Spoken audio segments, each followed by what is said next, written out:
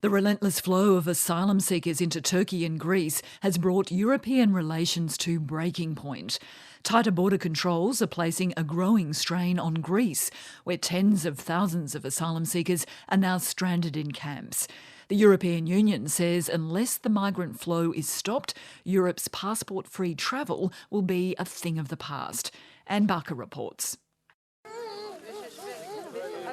Overnight, another 10 boatloads of asylum seekers arrived on the Greek island of Lesbos. A spate of good weather encouraged hundreds of them to make the perilous journey from Turkey. In our country there is no job, food and anything.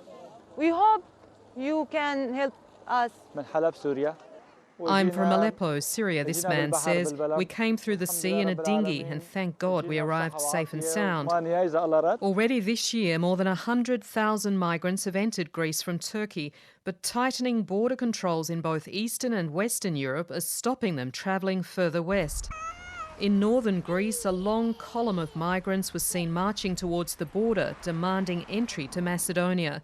But Mohammed Dada says they weren't allowed in. We are staying in the camping for 3 days and they don't let us to go to the border Macedonia. No money. And we have no money and we are tired and we're walking. The bottleneck of migrants is causing a mounting rift in Europe. As more countries tighten their border controls, Greece is opening more camps to house them.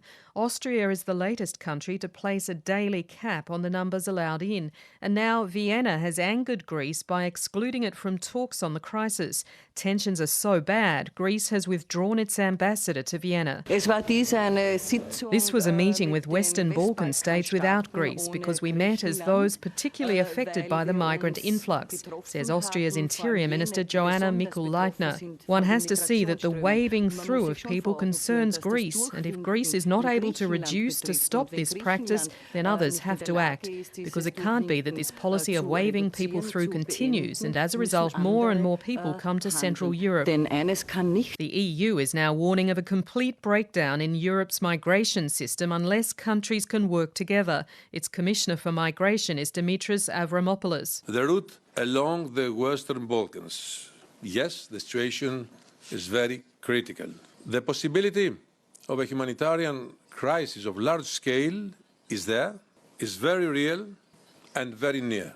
We cannot continue to deal through unilateral, bilateral or trilateral actions. And Luxembourg's Foreign Minister Jean Asselborn was equally pessimistic. In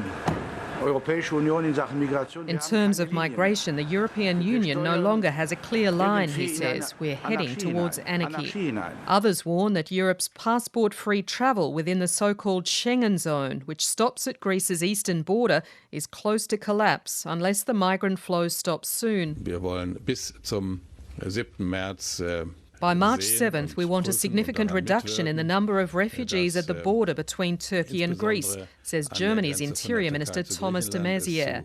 We'll put all our energies into that. It's now a European duty, and the national wills will not be enough to reach that objective. March the 7th is the date of a scheduled summit between Turkey and EU states, where new pressure is likely to be put on Ankara to fulfil its promise to stop the flow of refugees from Turkey. And more European nations are saying without that, they too will impose increasing restrictions at their borders.